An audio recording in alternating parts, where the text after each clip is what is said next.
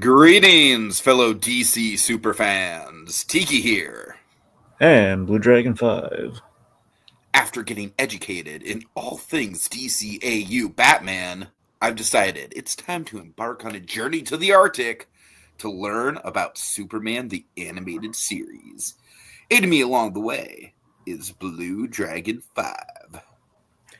That's right, folks. Like Jarrell, I'm serving as Tiki's pre-recorded guide through Superman the Animated Series, with the goal of shedding light and showing Tiki the way to better understand the history of the last son of Krypton. Let's fly to the Fortress of Recaps and talk a little piece of home. All right, Dragon. So we went through the whole the 3-part intro with Lex kind of being introduced at the end of that.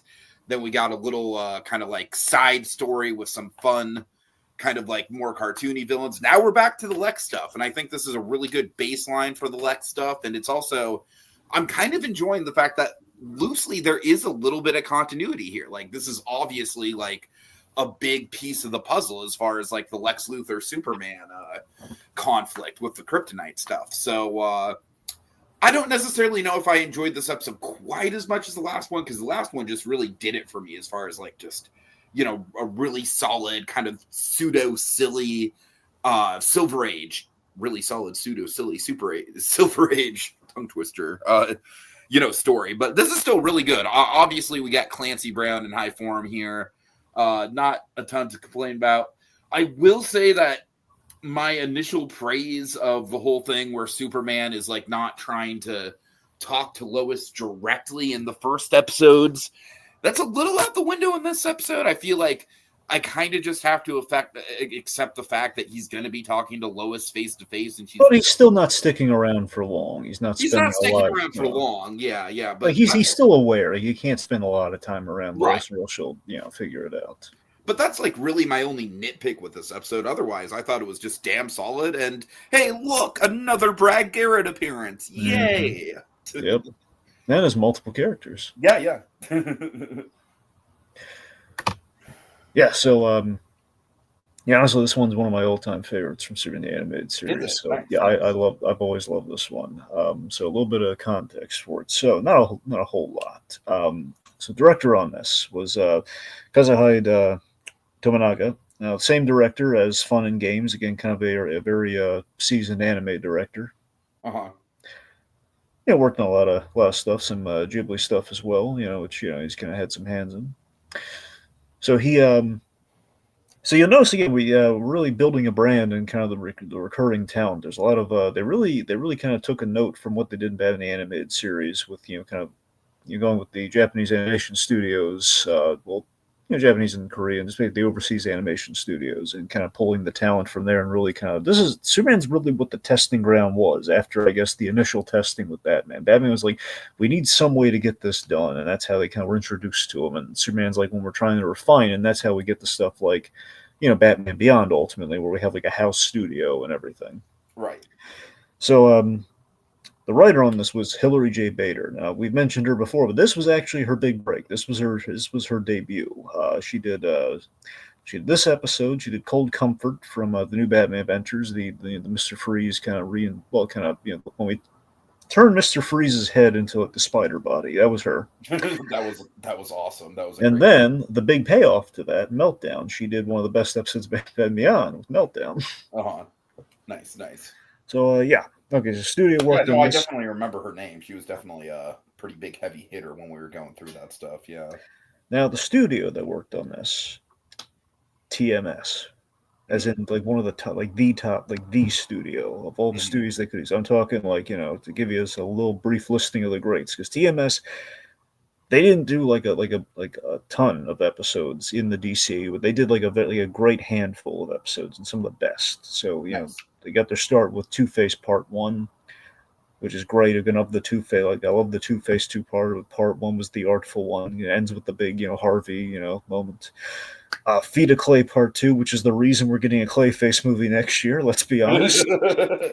Which I mean, one of the most iconic episodes in the entire DCAU, I would wager. Right? Is that And fair? again, because of that TMS sequence. Again, because of that, without that sequence being as well done as it was by TMS, I don't think Clayface would be as iconic as he is today, frankly. Sure. And then, of course, for Superman purposes here, again, fun and games. So fun and games is when TMS really got its start with Superman, and then they kind of went from there. And I still love it. One of my favorite episodes. They did a little piece of them. So the only thing I really need to note here is that so Kryptonite. I kind of alluded to this earlier. So Kryptonite, many people might not be super aware of this. Kryptonite was created for the radio show in the first place. I actually was aware of that. Yeah, that's a good bar trivia question. Yeah, so in like the 1943 Adventures of Superman radio show, they invented Kryptonite. Now it's very much speculated as to why it was created. Now I think some people have disproved it over the years, but the running theory was that Bud Collard wanted to take a vacation or he wanted some time off, so he needed a way to write Superman out of things for an episode or two. So they kind of came up with we had the backstory of Kryptonite as like an episode, and I think maybe the following week or like one of the weeks is like, okay, Superman's injured, so he can't really participate in the episode because of the Kryptonite. Right.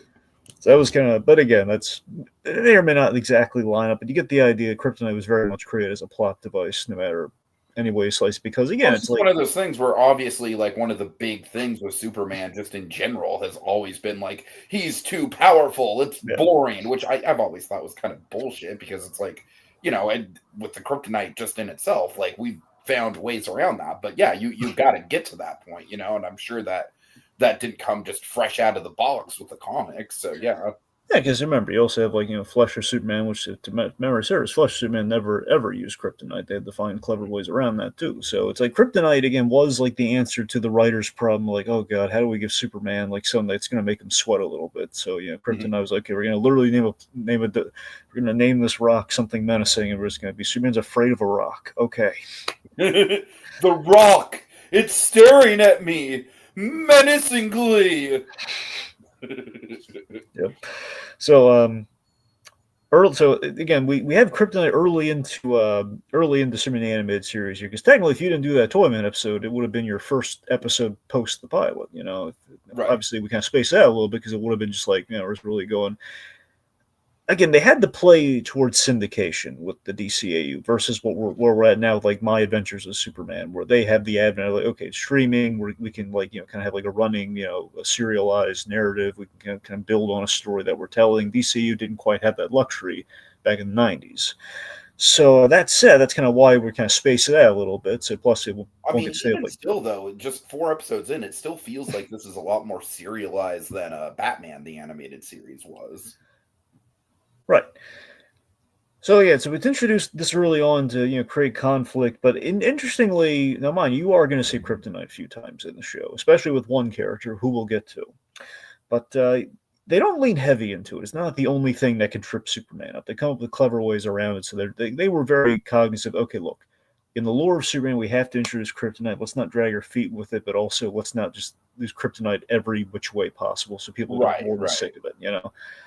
Which ultimately is kind of what happened, in kind of media and stuff, where you kind of used Kryptonite a lot, but That's true, yeah. So we have 2 first appearances in this episode. Now, one is a character from the comics who we basically, we've introduced, Professor Hamilton, Dr. Emil Hamilton from the comics, who's basically kind of like Superman's equivalent to his equivalent to Lucius Fox and a little bit of Commissioner Gordon. We do have some law figures in the show we haven't gotten to yet who are going to maybe be more directly kind of like Jim Gordon, but it's kind of, Hamilton was like the closest and kind of like very much in the way Superman had a friend kind of like Batman had Gordon. Professor Hamilton was Emil Hamilton essentially was that role for him. I always liked Hamilton for that reason. And in the course of the DCAU, Hamilton had a very big arc that Gordon did not have. And that's kind of the interesting thing. It was kind of some people, I'm not sure how people ended up responding to the big twist that they did with Hamilton or not, but it was interesting. He's introduced in this episode. And the other one is an original character who basically is the Harley Quinn equivalent for Superman animated series. We had Mercy, Lex Luthor is kind of the number 2. Right, yeah. Okay, so it's a little. As you said, that's definitely a big one for sure. So she'll be back. So plant a little flag there. Okay, with all that said and done, let's get into it. Okay, so we start with the museum opening, and I really love this because it kind of almost feels like, especially with the dinosaur of it all, which obviously we'll get into with the finale. It's really fun Silver Age stuff. It almost kind of obviously it kind of reminds me a little bit of like the Bat Cave with the big dinosaur and stuff. It's funny But you we mentioned. get just the I'm sorry, we get just the classic Clark and Lois dynamic where Clark is Lois is kind of trying to make light of the situation, make some jokes, and Clark is rushing off. Mm-hmm. Yeah, so let's see. We're at so Lex Luthor's opening, the Lex Luthor Museum of Natural History. He's giving the press a bit of a preview for like the new exhibits and everything. The big thing that he's touting here is the high security measures of like open cases, open displays, and that as we demonstrate, people were to reach in, try and take the stuff, they'd suffer a very severe electric shock. So that's kind of his state of the art technology. Mm-hmm. So let's see. So then Lois, again, you're right with the joke in here. So Lois calls out it's basically a tax shelter for LexCorp, and this is kind of a I just history love of the like, timing of this, where it's basically just like a classic, like Lois Lane, like verbal jab, but it's interrupted. He's not there to hear it. yep. Yeah, but it's great. Like Clark's there, just kind of keep his head down, just kind of like kind of bask in the news. Where Lois is really gonna really like chide Lex as much as she can. Because again they Mhm. had that history together. They were an item, and she saw right through Lex the way she initially thought she would see right through Superman. Exactly. All right, so Clark disappears to foil a robbery that's in progress in the museum by Nito and Sam Corelli. Now, I believe it's I forget if it's Sam or Nito. I think it's Sam. Sam Corelli is Brad Garrett. Yep.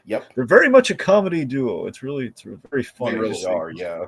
Yeah, I love Brad Bird's not just using the same voice; he's using kind of more of his stand-up voice for Corelli here. Mhm. All right, so the pair cleverly, they got in there. They knew about the security measures. So they're using like rubber gloves to get through the electrical shock, which is it's points to them. I gotta give them that. And they have the they go for the diamond. He says, "What do you think we'll get for the diamond?" And Superman shows up, and again, Tim Daly just nailing it out of the ballpark. And I love that. If you notice, Superman isn't really chatty, but the lines that he does have feel just consummately Superman. Yeah, definitely. It's a really good distinction there for sure. Like 5 to 10 with time off for good behavior. Which It's is just a just, I mean, classic. again, it's classic. It's classic, like Silver Age dialogue for sure. So I love this. This I love. I could be reading into this. I love Superman is kind of keeping damage to a minimum here, where they're smashing art and stuff over his head. But you'll notice, like he is going around being very cautious, but at the same time, he's being careful, but not super careful. Pardon the pun, because it's Lex's tax shelter, as we established. Lex is a bad guy. He doesn't mind if some of Lex has to go through some insurance money on this. It's okay. Right, yeah. Doesn't want to like ruin the irreplaceable exhibits, but by the same token, it's like it's Lex. If he wants to break it over my head, I mean, look, I didn't destroy it. The footage will probably show that. I think we'll be Sure. okay. Anyway, so hey, I hope you intend on cleaning up this mess. Like again, clean cut Superman, just the way I like it. So Superman playfully, he's about to nab him, but before he does, he's standing in front of the meteor exhibit, and he gets all woozy and he collapses, and we have this great Brad Garrett just kind of line here. Says the other thug is like, "Oh man, he doesn't look so good. We'll send him some chicken soup. Come on, let's get out of here." Yeah, we do a lot of the double casting in this episode, by the way. It's the thing in voice acting where I forget if they've ever changed it over the years, but the way it worked is that one voice actor is contracted up to 3 roles. If they did more than 3 roles, then they'd have to pay him more. So basically, you do a role, you only get paid for one if you do 3. So Superman emerges right on cue as Lex opens the doors to the museum, and he's stumbling out. And he's saying there was a robbery. They got away. I tried to stop him. Lois is helping him. Lex just snipes at him right there. Well, next time someone's trying to rob one of my museums, why don't you call someone who can do something about it, like the police? Or the quote Greg Universe, like the police. And yeah, I do love just kind of like that tension, like right off the bat, because this is the first time that Lex and Superman have interacted since that scene. You know what I mean? Oh So yeah. it's like Lex is not fucking playing around. It's like he sees Superman. There's no like, oh, Superman, thank you for. No, he's not playing around with anything. He's like, he's just full on, just hostile about the whole thing. I'm not saying we need to do an official count, but something to keep note of is that Superman and Lex, their direct kind of conversational scenes, they're kept to a minimum. So this episode only has two scenes with those two guys. We have one scene with Superman and Lex in Last Son of Krypton. So I think I've memory serves. I want to say we keep that sort of thing minimal with him in the costume talking with Lex. So right, yeah. We'll see how true that might be, but something to kind of keep note of so far. He has two very big scenes with Lex in this episode that very much are in the shadow of Last Night Krypton. So this I love the acting on this, where Superman's his pride has been really wounded here, and Lois is like asking, "Well, what happens?" He's like, I don't know. I'm sorry, and he just flies off, because he just feels really vulnerable in more ways than one here, and he feels like I was stupid for his charge. And I think Superman acknowledges I got a little cocky, and this is what happens. It's kind of the sin of pride a little bit. I thought I knew what I was doing. He's still green. Well, pardon the pun again. He's kind of green to the Supermaning right now. They just themselves. It shows. Okay, so Lex and Mercy, they're checking the security footage. And again, Mercy, played by the wonderful Lisa Edelstein, who was from Legend of Korra. She was Aunt Kaya in Legend of Korra. Mm-hmm. So, yeah, she is, and also Lisa Cuddy for the House fans out there. So she is, the equivalent to Harley Quinn, very much like the created kind of number 2 hench girl to our lead reflective villain. So they see the footage. They see Nito and Sam. I love that Lex already knows who they are without even have to look it up. Nito and Sam Corrali. See that they're dealt with. Right. I want to get. What's your impression of Mercy so far? Based on the little that you've seen of her in this episode. What do you think? I don't really. I don't really. It's not a lot. It's not a lot. I don't really have that much of an impression so far. Oh God, There's the Lex Luthor. She's got the complicated T last name. Please help me out here. I don't want to butcher it. Complicated. Oh, to Miss Tessmacher. Yes. Thank you. What's the difference, fundamentally, as far as storytelling between her and this character? Because they seem like they're by and large kind of serving at least similar purposes. Obviously, in James Gunn's Superman, she ends up betraying Lex, but it's not, I'm kind of more thinking like the Gene Hackman Lex Luthor, that Tessmacher. Okay, so you're not far off, Tiki, in that. I want to say the reason we have kind of a girl assistant to Lex Luthor here is it's in the Donner Superman vein of, okay, we had Otis and we had Miss Tessmacher. It's kind of Lex kind of has someone around him, so we kind of need a sidekick henchman, really a henchman, a lead henchman that we can recognize of some kind. And I think maybe they kind of decided, instead of just doing we don't want to just do full on Eve Tessmacher, because we're going to we have an episode comp. We're going to explore Lex's love life just a little bit, and so obviously we don't want a reoccurring girlfriend. The whole thing with Lex and Lois. that's something that from what I know is pretty much exclusive to this show. Exactly. Mm-hmm. So that's the thing. So we've kind of explored. We dip a toe into the Lex Luthor relationship stuff. So they didn't want to do another Eve Tessmacher. And by the same token, it's what's something we can do kind of in that vein that kind of combines those characters, but also we're the show that created Harley. We're the creative team that created Harley Quinn. How can we kind of do our own version of that? So there's an episode that is going to really get into they're not going to spell it out, but it's going to be really good. We see that Mercy really does. She really does believe in it. It's not like a Shigo Draken thing per se. Mm-hmm. It's not but it's kind of, she has a lot of Shigo in Mercy, and that she, she's very loyal to Lex, and Lex really. She probably, if I'm picking out, she probably respects Lex a little bit more than Shigo would respect Draken. But at the same time, she's willing to work with Lex, and it's is that right? Yeah, I'm like this way. Lex she knows that Lex is basically like a stepping stone in her career, essentially, and she wants to take advantage of it. Whereas Shigo basically just is oh, my stupid idiot fucking boss. Yeah, so it's definitely not. Yeah, it's definitely not that, but to a degree, yeah, it's Mercy has this kind of the tenacity of a Shigo, and there is a connection, kind of like a Shigo and Draken, in terms of at her core, she can't leave Lex, and I think there is more of a mutual there's more of a care than I think the Joker has for Harley with Lex and Mercy. But by the same token, as we know with Lex is still going to be willing to drop anyone if it forwards himself. So, but that's kind of the interesting thing. Well, again, we'll explore that down the line. Point being, she's his head of security. That's the big takeaway with all this. That she's very capable, and she is not physically not a force to be reckoned with. is a force of excellence. So they discover in the security footage Superman's weakness, and I love the glee on Lex where he like rewinds the footage. Just like the yeah, I love it too. He's just like it's a great kind of like again, we're getting into these like fundamental elements of what Lex is as a character. Like this is a big benchmark moment for him. It's it's kind of like his come to Jesus moment in a way. It is. You feel the gravity of the moment. That just even just one of his, and every one of those rocks belongs to me. It's like just the glee in which, like, yes, money. It's kind of what it's like, the dramatic version of Mr. Krabs. Yep. Basically, yes. I mean, Lex Luthor, for all intents and purposes, is just that. Evil Mr. Krabs. Okay. You there? Hello? Dragon, you kind of dropped out a little bit there. Okay, can you hear me? I can hear you now, but you dropped out for like a few seconds. Okay, so anyway, so Clark Kent, he's going back to the museum, and I like that he's being really smart about it, trying to figure out what the heck happened. But as Clark Kent, so he can go in there and just kind of do some investigative reporting. And it's just a really great scene. We have the tour guide. It was voiced by Tress MacNeille, role number 1. I totally caught that. Yeah, very, very, very noticeable, distinguished voice.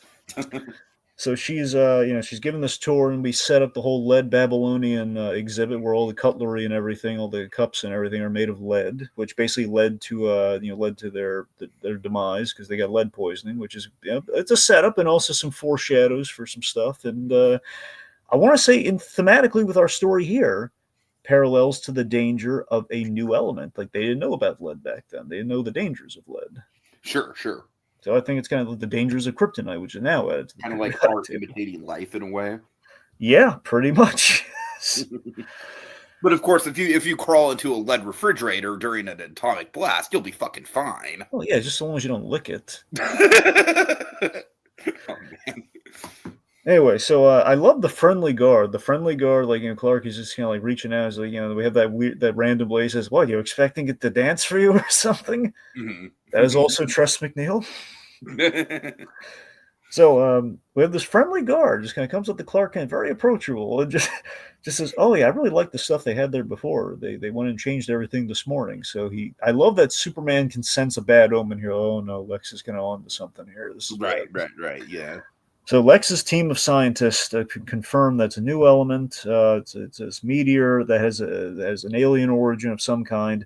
Professor Peterson, which is a really awesome deep cut, by the way. Professor Peterson, the blonde lead scientist guy here, from the Superboy TV show in the 80s. He was, I forget if he discovered kryptonite in that show or not, but he was a scientist from the Superboy I TV did not show. even know there was a Superboy show, so yeah, that is a very big, deep cut. It actually wasn't bad, believe it or not. It wasn't bad.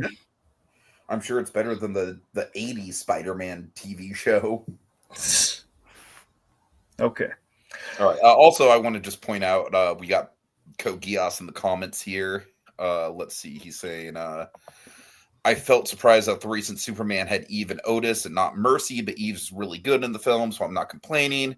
Yeah, honestly, like, my prediction is that, like, and you're also wondering if Mercy will be in the new DC continuity. I would predict that now that Eve is obviously, like, she's turned her back on Lex Luthor in the continuity already, I would definitely predict that the next movie, I wouldn't be surprised. I wouldn't like bet Vegas money on it, but I wouldn't be surprised if we saw Mercy in the next one, which, by the way, Dragon, we kind of missed this on Memoirs, although we kind of intentionally missed it, though. It's just a title. Yeah, I didn't really want to bring it up, but because it's just a title, but I am stoked that the new Superman is announced and we got the title and everything. So yeah, we got a date, we got things confirmed, so it's pretty, balls rolling. And then he's also saying, "Isn't Mr. Krabs a villain too?" No, from yes. Yeah, from a certain point, to comics. Like if you look at it just from like real world morality, then yes. Mr. Krabs in later SpongeBob, he's had evil moments, but he's not evil. He's had, like, admittedly, he did defraud children, so that's pretty bad. I mean, my whole thing is that he just takes advantage of the fact that SpongeBob is naive. That's true. He might seem like a really good boss, but really he's just taking advantage of him. Isn't that every boss, though, to some degree? Yeah, for the most part. Yeah. And honestly, a lot of bosses aren't going to be like just friendly to your face like Mr. Krabs is, so I give him some credit there. Yeah, he gave him boots. I mean, he ate them, but he gave him boots. Okay, anyway, what was I getting at? Oh, right. Okay, so point being, Professor Peterson, deep cut. With Mercy, though. I'm just curious, really quick. Is there any mention of the Clancy Brown character in the new Dexter show? Yes. Yeah? Okay, interesting. Again, I tell you, man, watch it. It's going to end next week. Well, actually, at the end of this week. Okay, yeah, I definitely should, especially because the new South Park season's out, and then we got Survivor coming, so I do need to re-up my Paramount Plus subscription. Yeah. Anyways. Anyway, okay, so as far as Mercy in the DCU goes, I mean, there was a job opening. It would make sense for her to enter. And honestly, with James Gunn Superman, I initially thought from the marketing is being very arm's length with it, to not spoil anything.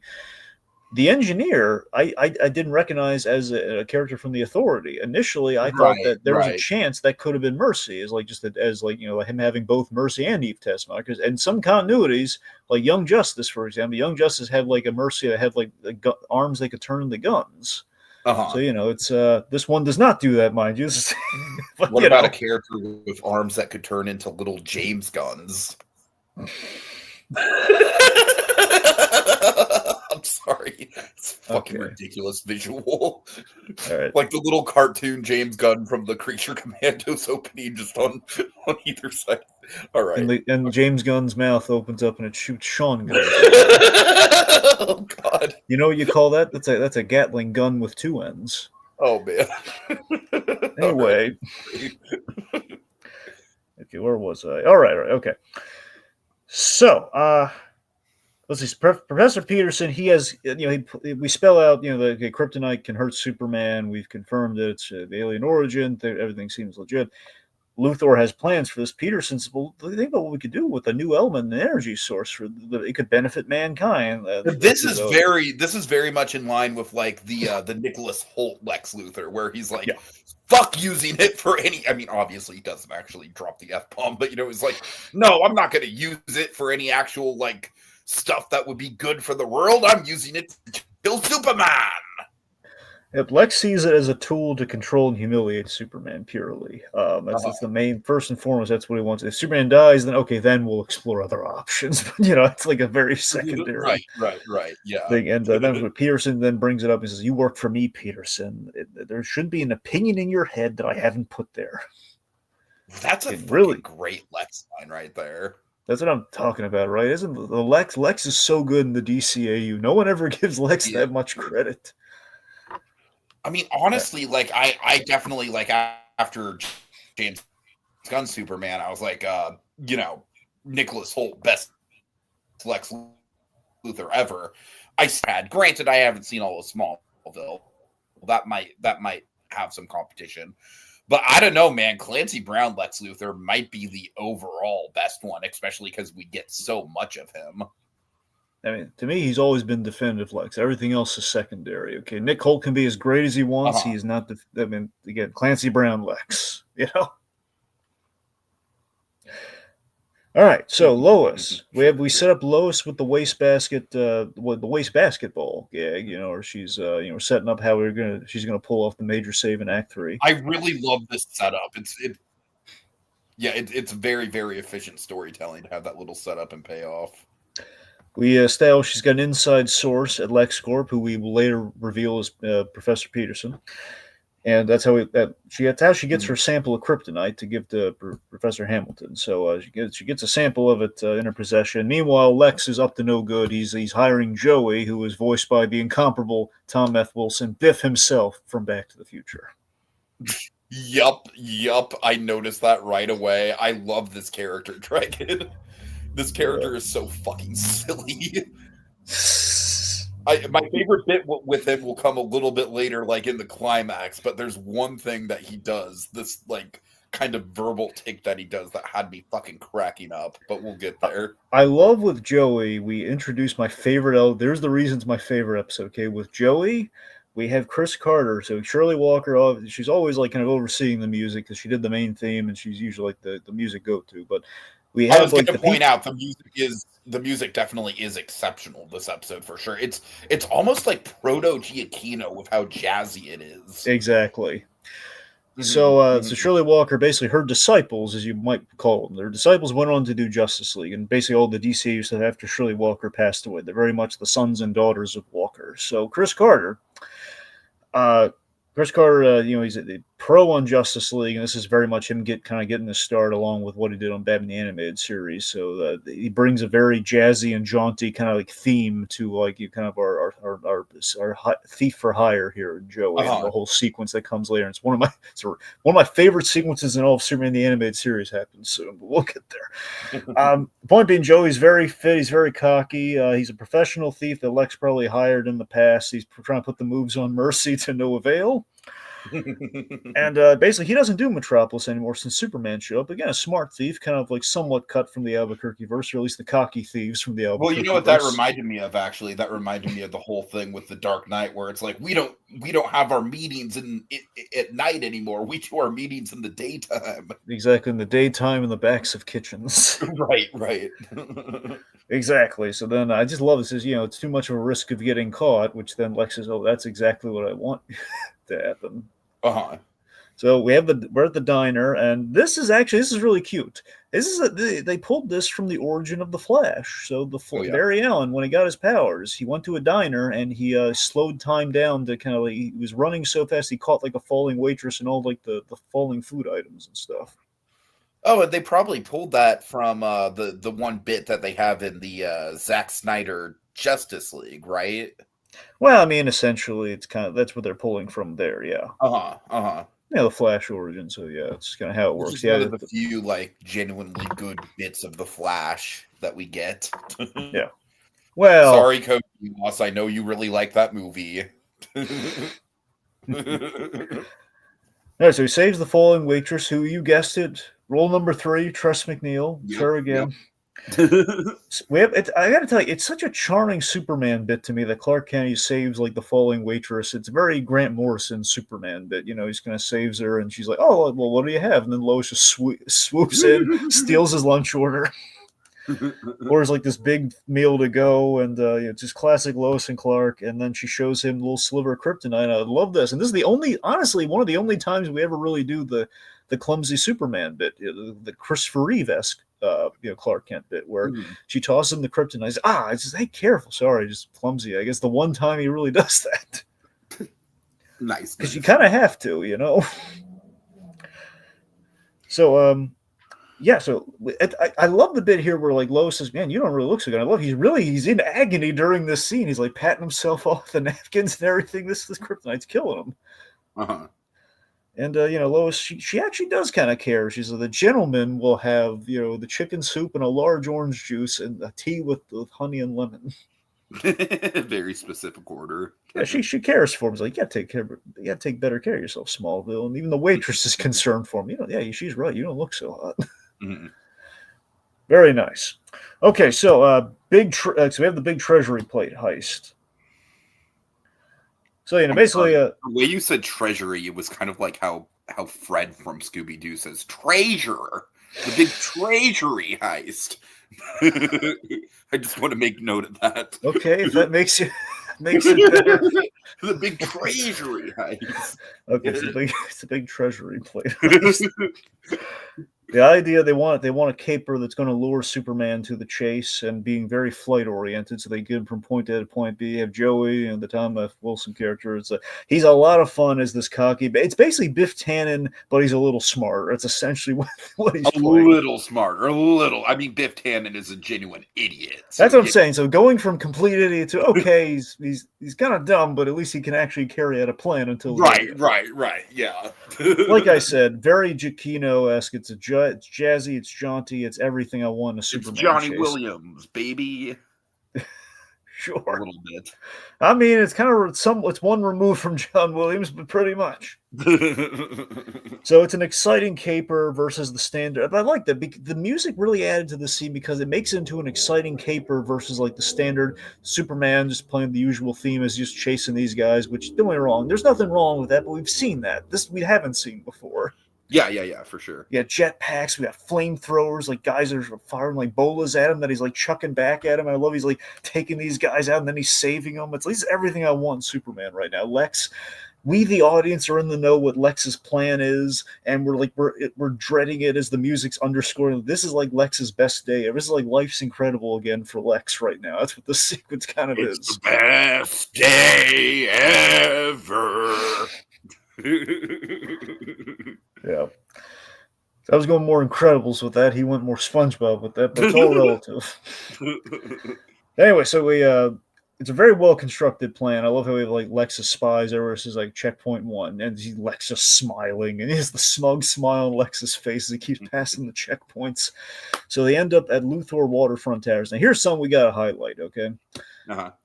With the Lex stuff, we honestly rarely, because it's Lex, we don't have to do warehouses nearly as much as we do with Batman the Animated Series because he has property. That's a good point. I didn't even really notice that until you pointed it out. Because this is great. It's a location that's under construction. Even Man of Steel had a bit of that, where Lex had a construction site. Lex is always building, and we set up in this specific version. If only Superman could have I don't know, dragged Zod to the construction site, so there'd be less casualties. Well, maybe. If he could have kept it to the construction site. Right. Yeah, it was there for a bit, but then it got out of hand. Yeah, but the whole fucking fight should have been at the construction. No, it should have been. Yes, you're right. It should have been, Uh-huh. Anyway, so... The point being, Luthor Waterfront Towers, just the idea that this is a Lex who is, much like the Gene Hackman Lex, he is all about real estate. Therefore, he would have all these real estate holdings all throughout the city. And this is a Lex that is all about, I built Metropolis. He owns Metropolis. He would have all these buildings ready to do battle with Superman in Metropolis. It works like a charm. Right. It's just ready to go, like arena maps, essentially. Exactly. So, prime example of this is something, again, James Gunn, I'm not saying he directly pulled from, but just in general with the DCAU Superman, prime example of Lex, before he gets the power suit, him being able to fight Superman by proxy of somebody. Mm-hmm. He's got a camera in the room. He's watching Joey seemingly, Joey seemingly gives up to lure Superman to the middle of the room where there's a giant disco ball of kryptonite hanging from the ceiling. And Superman falls weak, and with that jazzy score, we have poor Superman being beaten the crap up out of. Most importantly, though, Joey is basically like doing a fight commentary on his own move. Jab, which I fucking love, Dragon. That's the bit that I loved. You know what would have made it better? What? If he yelled, 1A, 1A! Nice. That would have been the modern equivalent to it. It's probably a deep cut. It probably isn't the case, but wouldn't it be great if that's where James Gunn got the 1A thing? I know. God. So I love this. Like during Joey's big win here, like he's like, "What are you doing? Lure him back to the center." Like Lex is smart. I love that Lex was smart enough to realize, no, get him back to the center of the room, you idiot. He says, what if I just finish him off here? Because again, like he's thinking like for his future. You're like, look, I can bring my operations back to Metropolis if I kill him now. Let me do that. So Superman, far enough away from the room, he grabs him and they basically they topple off the thing into the water underneath. So they wash up ashore. He's got the plates. He's got the guy. Everyone's alive, safe and sound. And then Superman's tuckered out, though, and we have Bibbo Babowski. Good old Bibbo. He's going to go strolling. Because he's by the literal one-liner. Yep, he just kind of walks there. And again, being the super fan that he is like, Soup, you don't look so good. I love that.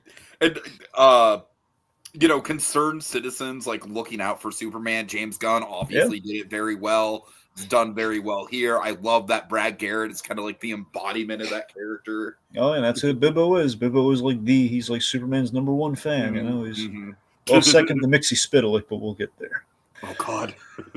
All right, so let's see. So we have the Lex and Superman follow up here. So again, this is our big follow up to the scene at the pilot, the end of the third episode. Yeah. Okay, so I love this is great. I never thought about this until the rewatch, Tiki. This is incredible. Okay, so. I love that in that pilot, we had, Superman floating outside, and it's the visual dichotomy of what Lex and Superman is. That Lex is in the tallest building in Metropolis. Superman can still fly. He will never be able to measure up to that. On the flip side, though, Superman is on his heels because of the kryptonite, so Lex opens up the window, and Superman is now on terra firma. He's on Lex's level, so they have, and he's actually talking to him, which is the opposite of what that scene was in Last Son of Krypton. So Lex has kind of brought him to his level. So Lex is getting more traction here. It's the whole power move. It's now on the other foot now. Sure, sure. So Lex offers him a deal, like, my rock here, because I have the rock, which means you can't stop me. So you leave me and my operations alone, and I and my little green rock leave you alone. And Superman he cannot, fundamentally, Superman cannot give in. He has his perfect line just to put it on Front Street. I don't make deals with criminals. Yep. Great. Right there. But then I love how Lex gets in Superman's face here. It's so uncomfortable. He just leans right in with that big Telly Savalas curved nose. And he's gets right in his face and he says, I don't basically, Superman, I control everything in this town, Superman. This was merely a courtesy. Which is and then Superman is, again, he's getting under Superman's skin and he loves it. The whole, you will never control me, Luthor. Never. And he flies. He's not exactly saying, "Where's the dog?" But it's pretty cool though. So he flies off, and then just to act out, the end of the act here is well, then I guess I'll have to kill you. Yeah, good stuff. All right, so we're at Star Labs. This is gonna be a regular location. This is the Flash had this all over the place, but Superman had it first. We had Star Labs. I know. I always associate Star Labs with the Flash because of the TV show. I know, but Superman did it first. So you got Star Labs, Professor Hamilton. He's basically, he gives us the full lowdown on what kryptonite really is, and this is the cool scientific mumbo jumbo where it's that. Lois gave him the sample. He's analyzed, and he tells both her and Superman that basically it affects his body because he's absorbing the radiation of his home planet that was then baked in basically the cataclysmic explosion of Krypton. That's what made. So kryptonite is a piece of Krypton, obviously, that is then irradiated by the explosion. If you want to read into it subtextually, it's a little bit of the red sun that affected Krypton. Also, that's what's zapping his powers within the weakness. So if you want to the planet absorbed all the red sunlight too. But sure. Again, you don't need that. The point being, it's a piece of home, hence the title, A Little Piece of Home. I thought that was a great title, by the way, for kryptonite. Mm-hmm. I know, I love it. So the point being, it's very hazardous to Superman, and pretty much, it's he will automatically absorb the radiation because they both come from the same place, and it can only be shielded by lead. All right. So Lex and Mercy, they use Professor Peterson to bait Lois and Superman to the museum. I love that Lex is so smart. He knows that Superman's going to insist on accompanying Lois when they tell her to tell Lois to come alone. So he knows he knows how Superman works. Yeah, for sure. And that's one of the really cool things about this Lex is that, obviously Lex is always his intelligence is always a big focal point, but I really feel like they're nailing it here with this version. Yep. And then we have this really creepy bit too. We have to talk about how bloodthirsty Kids WB is for a second. Again, I remember we had a bit like this. I forget just how brutal it was. So after the whole false claim of synthetic kryptonite Lois, you have to get down there immediately. Peterson is put up to this, and Lex says, "Mercy will see that you get home safely." No, I can do it myself. I can go home myself safely. He says, "No, we wouldn't want to hear that an unfortunate accident befell you, Professor Peterson." And there's the implication that Mercy's going to kill. We never see Professor Peterson again. He's dead. Oh, Jesus. So but again, we don't see it with the implication that Mercy killed him. She put him in a limo and killed him, Godfather style. It's essentially what we're implying happens. That's what I'm saying. Mercy, again, as Code Geass intimated earlier, we don't do a whole lot with Mercy, but we intimate here and there. She is menacing, and she works for Lex Luthor for a reason, kids. Definitely. Yeah. Okay, third act. So it's dino time, Tiki. Put on your shirt and tell Dinosaurs! Dino DNA! Yep. No, what do you even want me to say here, Dragon? I love it. It's right up my alley. It's just, again, with the awesome Silver Age connotations. Kind of reminds me of the Bat Cave with the big T-Rex. So I want to mention something with that since you bring it up. Mm-hmm. They did consider working it in that Superman gave Batman that T-Rex. Oh man, I would love it if that was the case. That's the thing. The whole T-Rex. You know what? That's going to be my headcanon. That's going to be my headcanon. Yeah, I don't want to pop. Well, I don't want to pop your bubble on that one. So we see a direct explanation for the other. Well, it's not a direct. Here's the thing. There's technically in the DCU, there's not a direct explanation. We've had technically 3 T-Rexes in the DCAU, so you kind of take you got the one with Superman. There's if I had a nickel, you'd have 3 nickels, which isn't a lot, but it's weird that it happened 3 times. Yeah, you got this one. It was the most prominent. You have the one from the Calendar Girl episode, which it's not well remembered. And in the comics, you have the one's the most direct explanation where there was a dinosaur and Robin wanted to keep it, and that was like kind of like a little loving thing that Nightwing kind of saw. Like, oh man, he kept the dinosaur because I said I liked it as a kid. Boy, and his dog. Yeah, pretty much. So again, if you it's in quotes. All we know is it shows up in Justice League. We don't know how it got there. Maybe this is it. Who knows? The point being, fair enough.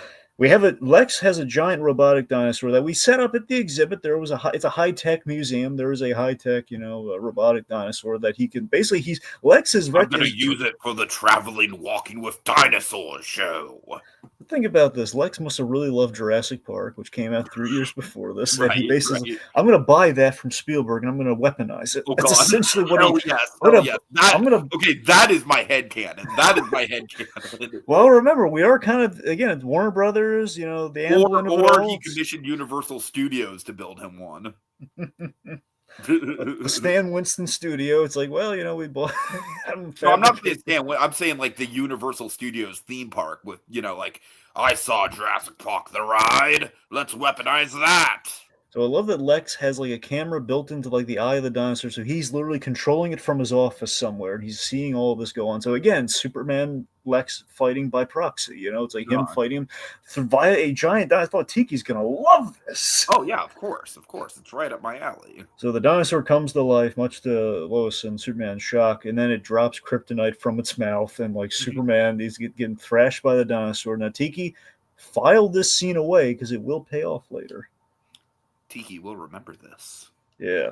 Okay. So it's really smart that like Superman's trying to get the kryptonite out of the room, like when the doors are closing. Lois, grab the kryptonite, throw it, get it out of here.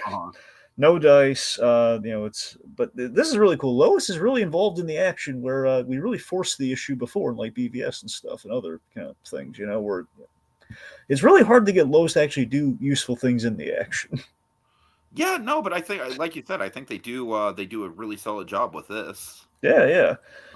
So she ultimately, in the midst of all the craziness, she grabs kryptonite and using her, because again, she can't just reach in there because of the electrical field. She uses her basketball skill, her waste paper basketball Which, skills. Again, I love that payoff. It's a great setup. I don't mean to keep. Obviously, we bring up a lot of James Gunn because of all the stuff, but by the same time, this does feel like a bit that James Gunn absolutely could have used. She tosses it into the lead cup, where he says, "The lead Babylonian cup, use it." So she tosses it in there. 2 points. Again, plant that flag. Superman gets beaten up by the dinosaur, and Lex remembers it. Lex is upset. He destroys the console in the big moment that's in like the opening when the clip show. You'll notice like the big we cut the Lex before the intro stops. It's like I'm smashing that controller. Right. Yeah, for sure. So after all this, Superman and Lois, we got some chemistry. This is the first time we're giving them some some real one-on-one chemistry after the like action. I said, it's kind of towing a line of believability here with the directly interacting one-on-one, face-to-face, and all that. But I'm just gonna have to accept that. We're going to do that sometimes in this show. But again, he is keeping distance from Lois for that reason. So you're half right. I mean, you're not entirely off base with that. Sure. So he's like, you owe me an interview. Oh man, I really owe you for saving me there. So how about an interview? We'll call it even. Sure, but you can't print anything about the kryptonite, which is always something they never really mentioned in like the Donner Superman. She really made a mistake by putting that lead thing in the article. Right. She really screwed him over with that. She really could have killed all those people in Patterson, New Jersey. If she just anyway. So Superman seemingly kryptonite problem solved. He tosses the kryptonite into space. He hurtles it into space. So then we have our ending. A little coda at the end here. Lex has sent his Close Encounters expedition team, which we kind of saw in like the opening of BVS. He sends them looking for more kryptonite. No, it needs to be green. And around the corner, there is more kryptonite, which we set up in Last Sun, where when he went through that wormhole getting to Earth, a lot of pieces of Krypton followed him. Very true. Okay. All right. Yeah, I mean, good stuff, Dragon. Just all around good stuff. I'm very like I said, I think one of the coolest things about this show is as you said, it's kind of like a best of both worlds where we're getting really solid one-off stories like we got last episode, but we're also building some sort of continuity. And I don't know how much continuity there's going to be episode to episode. I assume there's going to be some with the Lex stuff, but yeah, I mean, overall, this is just a very, very solid episode. Honestly, I'm just going to go ahead and plant the flag as it being my favorite so far. I mean, it's definitely high up for you, obviously. So, and I think it's a little less exposition heavy than the pilot, but it's much more plot relevant than the last episode. So yeah, just all around really good time, and it's got animatronic dinosaurs in it. What more can I ask for?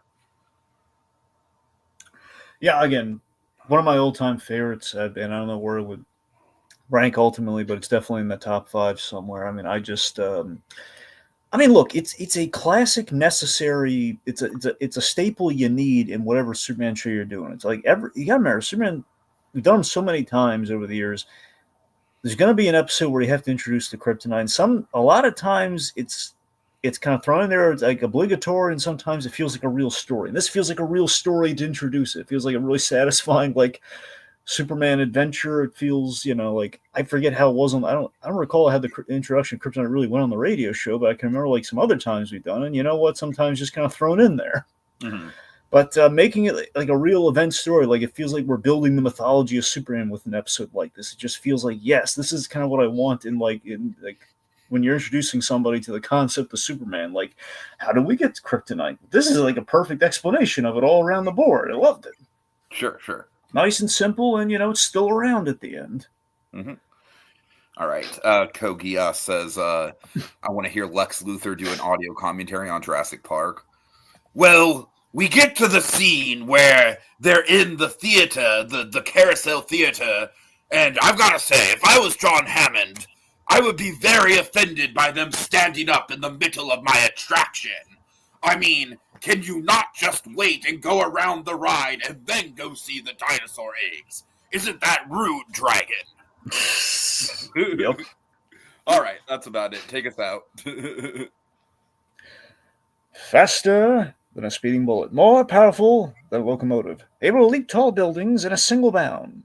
It's a bird. It's a plane. It's Superman facing a power-mad purple people feeder.